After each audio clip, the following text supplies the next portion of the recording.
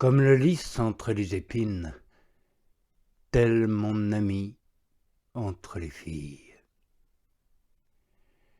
Elles ne sont pas bonnes, ces filles qui ont des piquants. Songe à la végétation détestable de notre terre, cette terre qui fut maudite. Lorsque tu la cultiveras, dit l'Écriture, elle fera germer pour toi épines et chardons. Tant que l'âme est dans la chair, elle se trouve assurément entre les épines. Et elle doit souffrir les assauts des tentations et les piquants des tribulations. Si elle est un lys, selon la parole de l'époux, qu'elle considère avec quelle attention et quel soin elle doit veiller sur elle-même. Car de tous côtés elle est entourée d'épines, qui dardent leurs piquants de part et d'autre. La fragilité de la fleur, en effet, ne résiste pas à la plus légère piqûre. La moindre pression la transperce aussitôt. Vois-tu les raisons pressantes qu'a le prophète de nous exhorter à servir le Seigneur dans la crainte? Et l'apôtre, lui aussi, ne nous exhorte-t-il pas à travailler à notre salut avec crainte et tremblement? Tous deux connaissaient d'expérience la vérité de cette phrase, en véritables amis de l'époux, qui n'hésitaient pas à appliquer à leur âme aussi ces paroles, comme le lys entre les épines, tel mon ami entre les filles. L'un d'eux dit encore « Je me suis converti dans mon malheur, tandis que l'épine me blessait. » Bienheureuse blessure, puisqu'elle l'a porté à la conversion. Oui, c'est pour ton bien que tu es piqué, si tu es transpercé par le repentir. Bien des personnes, lorsqu'ils sentent le châtiment, se corrigent de leurs fautes. Ceux-là peuvent dire « Je me suis converti dans mon malheur, tandis que l'épine me blessait. » L'épine, c'est la faute. L'épine, c'est le châtiment. L'épine, c'est le faux frère. L'épine, c'est le mauvais voisin. Oui, comme le lys entre les épines, tel mon ami entre les filles. Ô lys d'éclatante blancheur, ô fleurs fragiles et délicates, les incrédules et les violents t'environnent. Prends garde de marcher avec précaution entre les épines. Oui, le monde est plein d'épines. Il y en a sur la terre, il y en a dans l'air, il y en a en ta chair. Vivre parmi elles sans en être déchiré, c'est un effet de la puissance divine, non de ta vertu. Mais ayez confiance, est-il écrit, car j'ai vaincu le monde. Donc, même si tu vois que les tribulations, pareilles à des ronces, dardent de toutes parts leurs piquants contre toi, que ton cœur ne se trouble, ni ne s'effraie. Car tu sais que la tribulation produit la patience la valeur éprouvée, l'espérance, et l'espérance ne trompe pas. Considère les lys des champs, comme ils poussent et fleurissent entre les épines.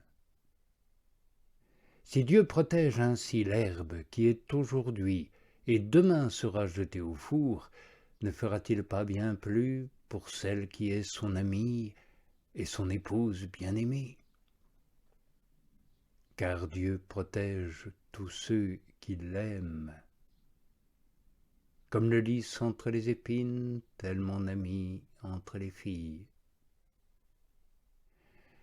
Ce n'est certes pas un mince titre de vertu que de rester bon parmi les malfaisants, et de conserver la candeur de l'innocence et la douceur des mœurs parmi les malveillants, et plus encore si tu te montres pacifique envers ceux qui haïssent la paix et ami envers tes ennemis même. Voilà surtout ce qui t'autorisera à revendiquer pour toi, presque par droit de propriété, la comparaison avec le lys entre les épines. Car le lys ne laisse pas de parer et d'embellir par sa blancheur éclatante les épines mêmes qui le percent. Ne te semble-t-il pas dès lors que le lys accomplit en quelque sorte la perfection de l'Évangile? Car celle-ci consiste dans le commandement de prier pour ceux qui nous calomnient et nous persécutent, de faire du bien à ceux qui nous haïssent. Donc, toi aussi fais de même. Alors ton âme sera l'amie du Seigneur et il louera ta conduite en disant « Comme le lys entre les épines, tel mon ami entre les filles. » Il est dit ensuite « Comme le pommier entre les arbres des forêts, tel mon bien-aimé entre les fils. » À son tour, l'épouse rend à l'époux son éloge.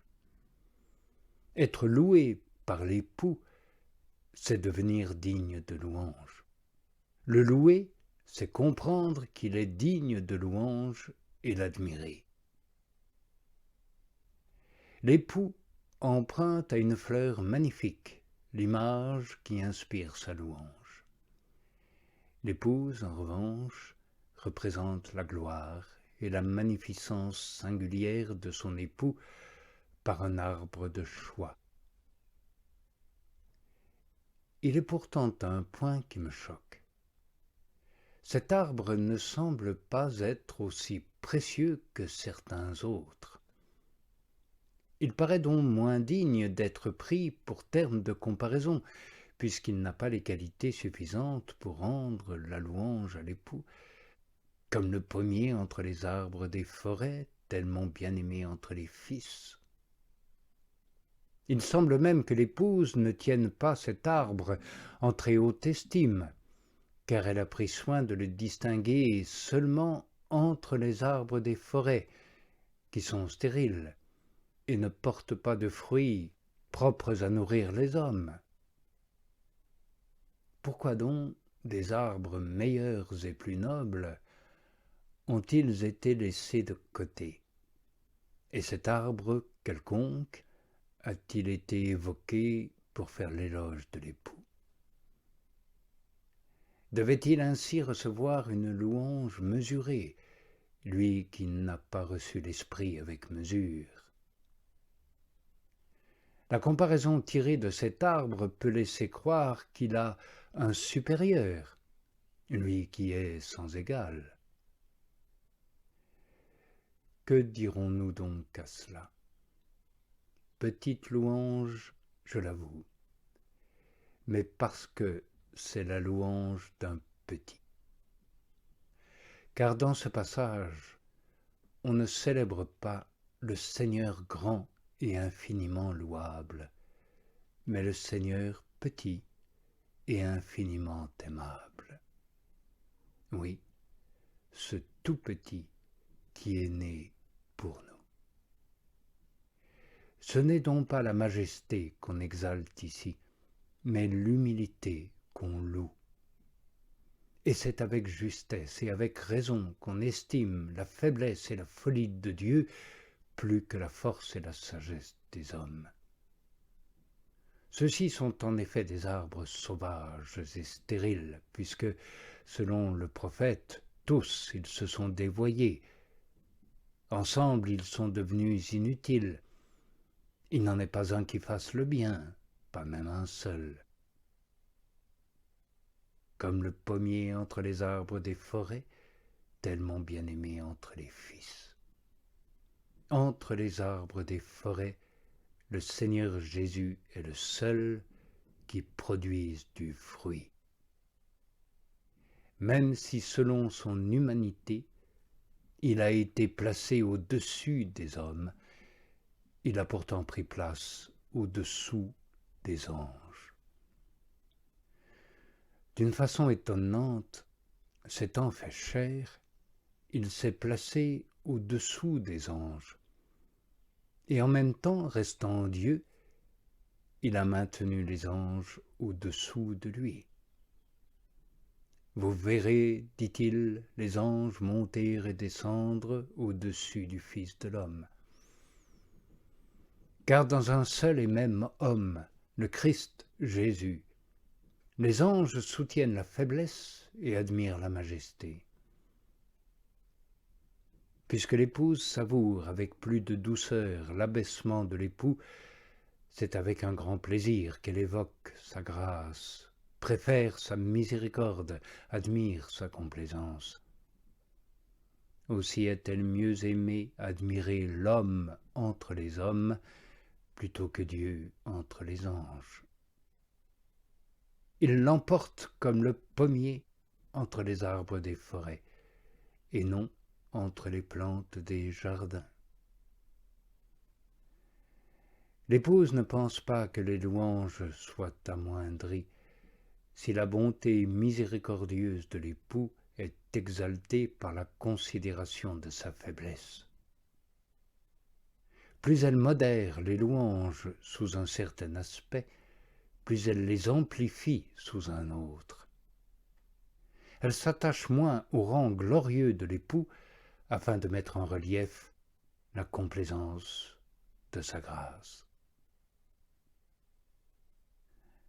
L'apôtre dit que la folie et la faiblesse de Dieu sont plus sages et plus fortes que les hommes, mais non que les anges.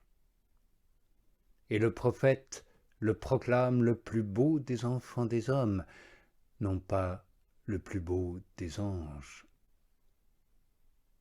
L'épouse donc dans ce passage parle certainement dans le même esprit. Sous la figure d'un arbre fruitier, comparé à ceux des forêts, elle a voulu ici élever l'homme-Dieu au-dessus de toute la beauté des hommes, mais non au-dessus de l'excellence des anges.